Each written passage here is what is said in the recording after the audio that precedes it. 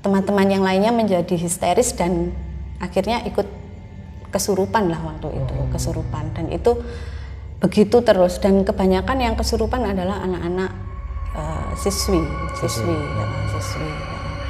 Kemudian kami guru-guru juga ya menangani satu persatu, tapi karena semakin banyak kami sudah tidak bisa menangani lagi. Ya, dia mengaku dia adalah orang tua dan tinggal di sini. Terus ada yang seorang penari juga, ya semacam-macam. Menari itu ya langsung gerak-gerak? Iya, dia gerak-gerak gitu. Lalu ada anak-anak seperti merayap, seperti ada semacam singa gitu. Gitu. Oh, jadi singa? Ya, seperti ada yang berbentuk sikapnya udang, belentik-belentik gini. Itu seperti ada juga yang berbentuk ular, ngosek ini. Iya.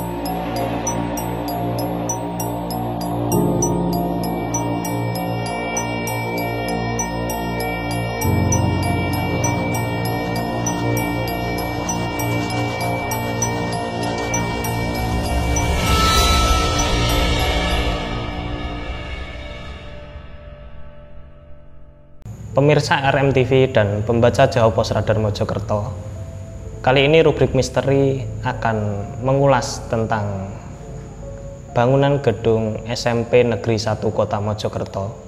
Bangunan ini konon sudah ada sejak zaman Belanda dan hingga kini masih eksis sebagai salah satu lembaga pendidikan di Kota Mojokerto.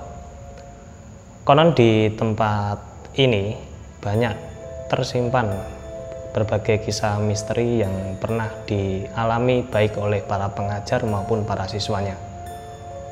Sebelum kita beranjak ke sana, kita akan mencoba mengulas tentang sejarah sekolah ini dulu. Kebetulan saat ini saya sudah ditemani oleh Ibu Irene Darwono selaku Kepala SMP Negeri 1 Kota Mojokerto. Terima kasih Bu atas kehadirannya. Iya, terima kasih Mas. Gimana kabarnya hari ini Bu? Baik.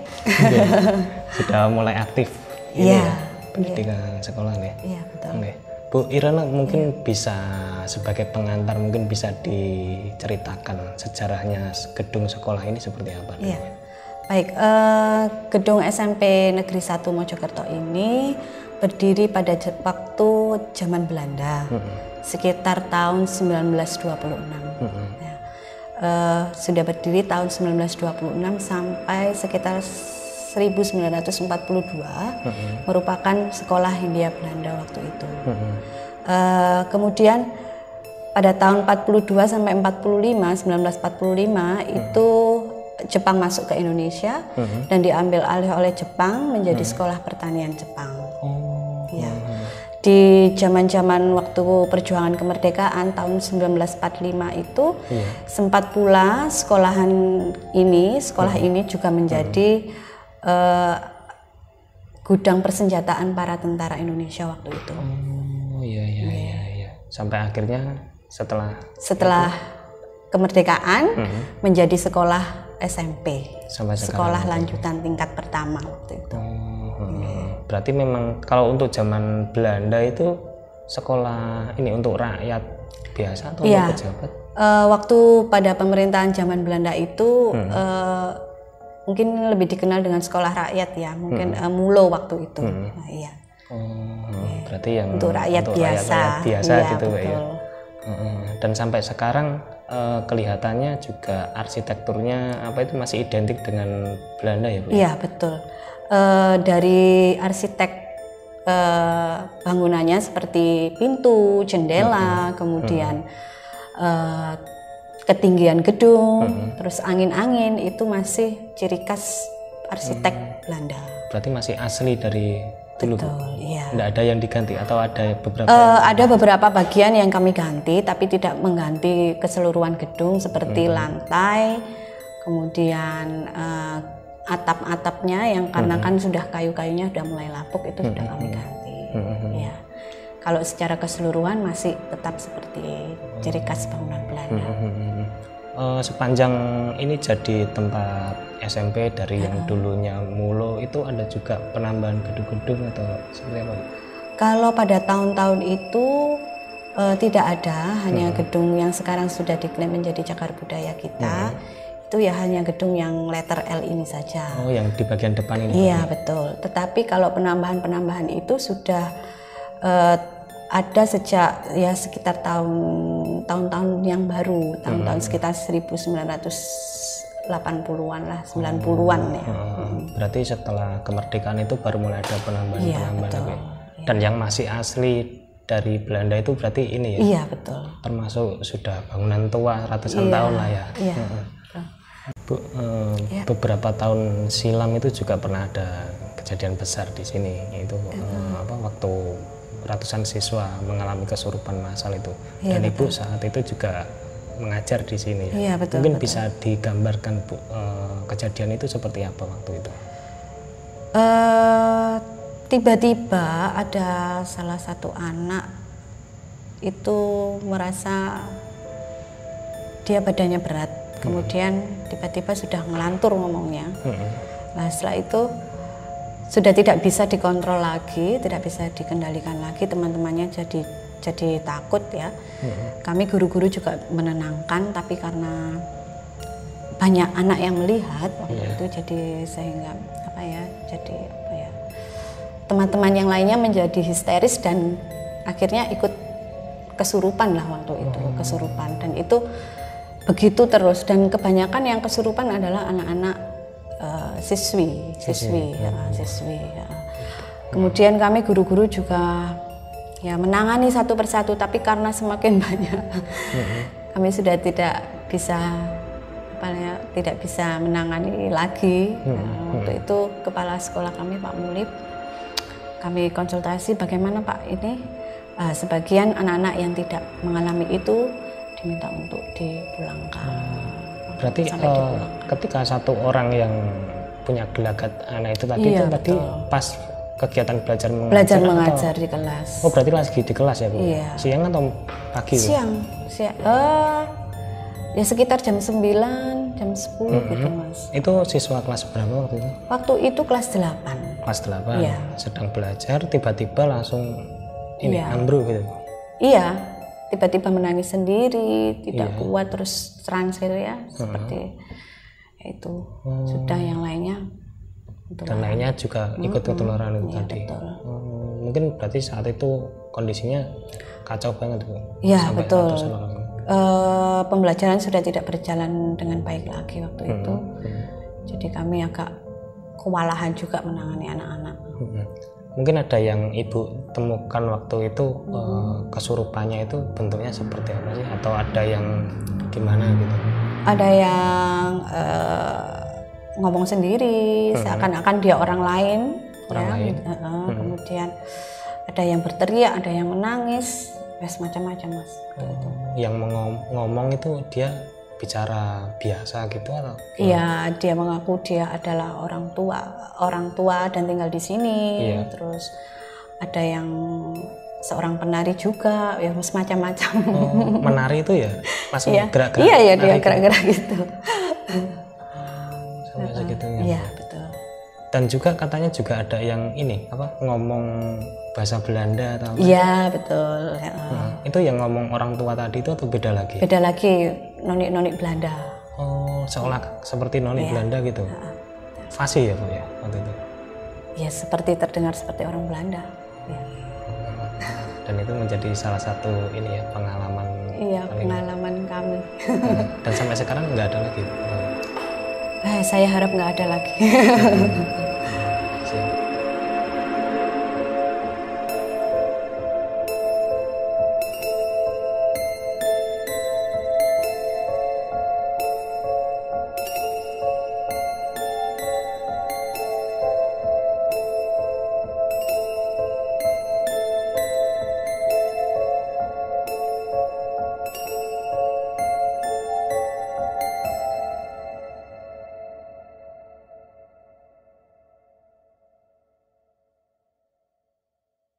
Iya pemirsa, tempat saya dan Pak Sarjono saat ini duduk itu di ruang kelas 9F. Ruang ini konon menjadi salah satu tempat yang paling wingit atau paling banyak kejadian-kejadian ganjil yang pernah dialami oleh pengajar maupun para siswa. Hal itu berhubungan dengan selain dengan gedung yang ada sejak zaman Belanda, juga posisinya yang berada di sudut atau lebih dikenal dengan istilah tusuk sate seperti itu Pak ya. Iya. Pak, mungkin bisa diceritakan Pak peristiwa-peristiwa apa saja yang khususnya pernah terjadi di ruang kelas ini. Ya, kalau boleh saya ceritakan bahwa di tempat ruangan ini sering terjadi bunyi kursi terbanting, itu sering terjadi. Lalu jendela itu juga buka tutup, itu. Lalu ada asap yang ada di dalam ruangan ini, muncul suatu asap. Itu tidak pernah, artinya tidak sering, tapi sewaktu-waktu kalau memang dia menghendaki untuk itu, kayaknya dia akan mewujudkan seperti asap. Dan mungkin diketahui juga Pak, kenapa peristiwa-peristiwa itu juga terjadinya di kelas ini gitu. Iya. Kalau nggak kelas lain. Mungkin kalau kami mengamati lingkungan yang ada di sekitar SMP 1, itu punjer pokok-pokoknya adalah di pojok-pojok, yaitu di pojok sebelah selatan. Itu adalah juga sebagai tempatnya mereka dalam berkumpul. Lalu di depan kelas ini, di lapangan pojok itu dulu pernah ada sumur kuno zaman Belanda yang akhirnya ditutup untuk lapangan. Nah, kelas ini dipakai alur dari lapangan itu ke belakang. Alurnya, jalannya mereka itu kelas ini.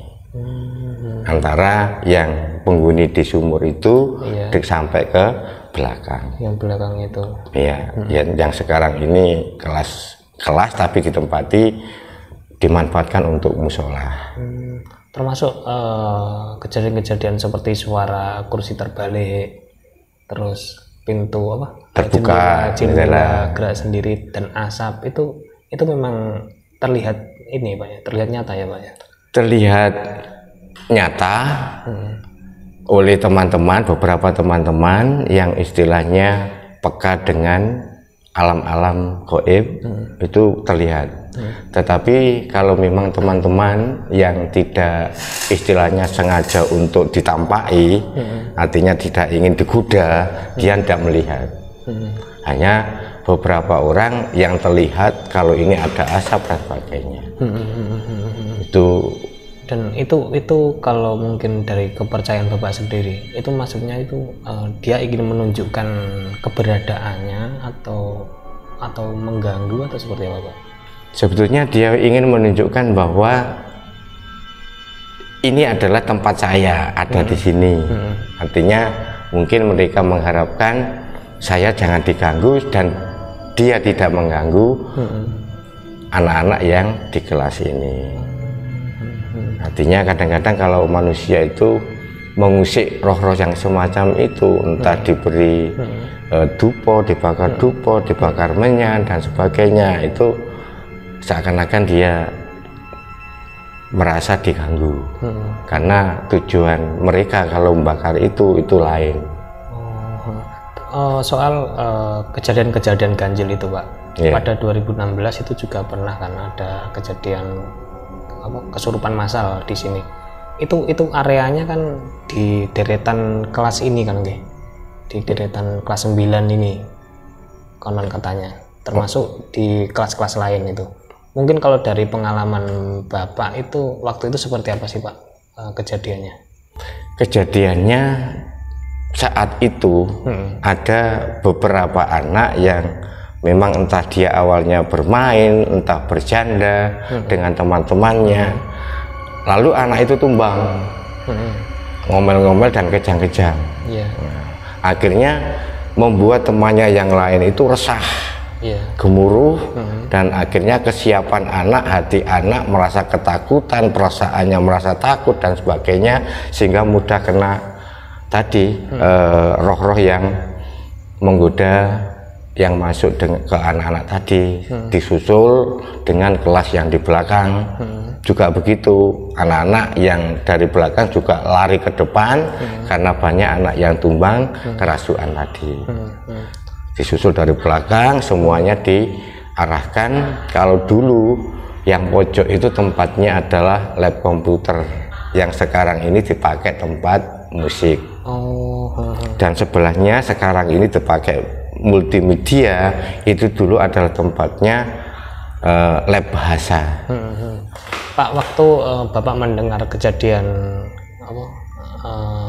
itu tadi kesurupan, itu awalnya Bapak posisinya di lokasi atau di mana Pak? Terus akhirnya saya tetap ada di lokasi SMP 1. Pada waktu itu SMP Negeri 1 melakukan kegiatan keagamaan. Iya. Apa itu? Yang beragama Islam Istighosah, yang beragama Kristen melaksanakan kegiatan perayaan Natal di aula. Itu dalam rangka apa? Dalam rangka, kalau dari saudara kita agama Islam, artinya dalam kegiatan proses belajar mengajar itu tidak sampai terjadi gangguan-gangguan dari roh-roh halus. Tetapi kalau yang Kristen di aula atas itu memang acaranya adalah perayaan Natal. Berarti memang waktu itu sudah direncanakan, sudah diprogramkan, direncanakan untuk kegiatan itu. Terus akhirnya pelaksanaan itu belum sampai usai. Di tengah-tengah terjadi, ya tadi anak-anak mengalami tumbang karena kemasukan roh-roh jahat tadi. Bapak, ketika Bapak ke lokasi tempat kesurupan itu, Bapak sudah melihat ada berapa siswa yang sudah mengalami kesurupan? Ya, ketika saat terjadi saya posisinya di aula atas karena mendengar larinya gemuruhnya anak-anak, akhirnya saya turun ke bawah. Ternyata di depan yang ada di UKS itu sekitar ada 6 anak, yang ada di lab komputer saat itu, sekarang ini tempat musik ya, itu ada 4, lalu di tempatnya lab bahasa itu sekitar ada 3 ya, belum yang lain, artinya yang ditaruh di ruang BK, yang ditaruh di TU, itu banyak yang tumbang. Saat itu kondisinya gimana, parah itu atau? Saat itu kondisinya ada yang parah, ada yang tidak. Parahnya itu seperti apa? Parahnya saat itu ketika semua guru mengambil peran untuk membawakan doa, melepaskan roh yang masuk ke anak-anak. Anak ini tadi menendang, memukul, bahkan meludahi guru. Nah, semua yang dilakukan anak-anak itu guru tidak merasa marah, tidak merasa mangkel. Ya, karena apa? Mengetahui memang anak ini kerasukan. Termasuk Bapak juga ini Pak, menangani termasuk kerasukan. Juga menangani anak-anak yang kerasukan, yang saat itu juga saya sempat emosional karena juga ditendang sama anak yang kerasukan tadi. Akhirnya kalau kita bawakan doa secara halus tidak mau, akhirnya kita keras.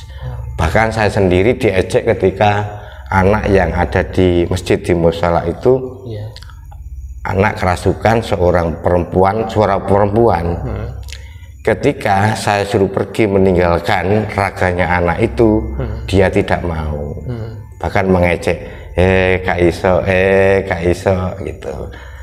Kata, loh, kamu bukan tempatnya di tempat anak ini, kamu harus keluar. Enggak, wong saya seneng. Jadi orang yang masuk di situ itu senang dengan anak tersebut. Itu suara perempuan, Pak? Suara perempuan. Suara perempuan. Sudah, sekali lagi saya ingatkan baik-baik, kamu cepat keluar. Enggak. Berarti kamu minta dikeras ya? Diem. Akhirnya karena melihat kasihan anak, sudah kita keras. Dikerasi itu maksudnya seperti apa, Pak? Artinya kita keras, mereka kita paksa untuk keluar. Paksa untuk keluar. Setelah dia sudah sadar, saya suruh membawa ke lokasi dalam sekolah. Jangan sampai tinggal di situ lagi. Kejadian kerasukan itu sehari aja ya, Pak ya? Kejadiannya sehari, ya sekitar jam 9 itu sudah mulai anak-anak banyak yang tumbang, sampai sore hari jam 4.5-an. Yang Bapak ketahui itu waktu itu ada berapa sih yang kena apa kerasukan itu? Saya katakan yang kena, yang menurut pengamatan saya yang parah itu 60 orang. 60 anak. Sedangkan yang lain itu banyak juga, tapi bukan karena kerasukan, itu juga karena aura yang ada, karena Roro tadi aura yang ada, disertai perasaan takut anak-anak. Bahkan anak-anak sendiri sengaja ingin membuat-buat seperti kerasukan. Pak, selama mereka mengalami kerasukan itu, yang Bapak lihat itu ekspresi apa saja sih, Pak, yang mereka tampakkan itu? Ya, lucu-lucu tadi. Memang tadi saya sudah sampaikan, yaitu tadi ada yang masuk ke anak-anak, menganggap kita nggak mampu untuk melepaskan. Lalu ada anak-anak seperti merayap, seperti ada semacam singa gitu. Gitu. Oh, jadi singa ya? Seperti ada yang berbentuk sikapnya udang, belentik-belentik gini. Itu seperti ada juga yang berbentuk ular, ngosek ini. Nah, itu gerakan-gerakan yang terjadi. Lalu ada yang menari-nari, berarti itu istilahnya yang masuk adalah roh yang suka menari. Jadi ekspresinya itu semacam itu. Ada yang sampai mungkin mengamuk atau merusak atau apa gitu? Untuk memberontak itu ada, sampai teman-teman yang ketika memegang itu istilahnya gerakannya sangat kuat sekali. Oh, sangat kuat. Iya, bahkan melebihi dari teman-teman ya, kekuatan ya, harus teman-teman tadi. Sehingga seakan-akan lepas, tetap mereka direbut untuk dipegangi erat-erat. Dengan penyampaian doa-doa yang disampaikan oleh teman-teman. Dan kejadian itu sepanjang Bapak berkarir di sini hanya sekali itu, Pak ya? Ya, selama saya mulai tahun 90 sampai sekarang hanya sekali itu, peristiwa Januari 2016.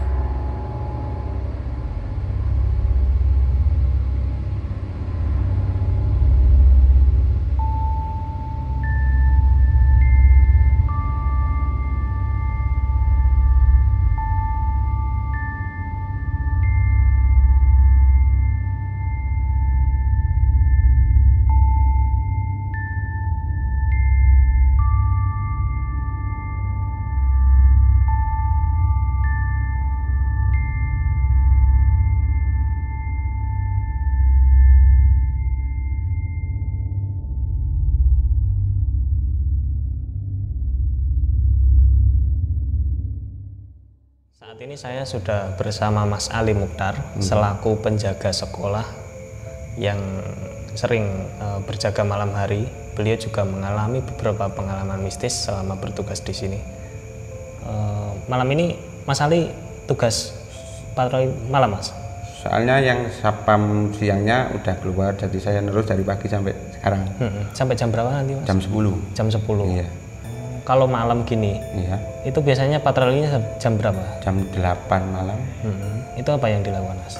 Ya keliling, kalau ada kipas yang masih nyala dimatikan, lampu masih nyala di kelas-kelas dimatikan.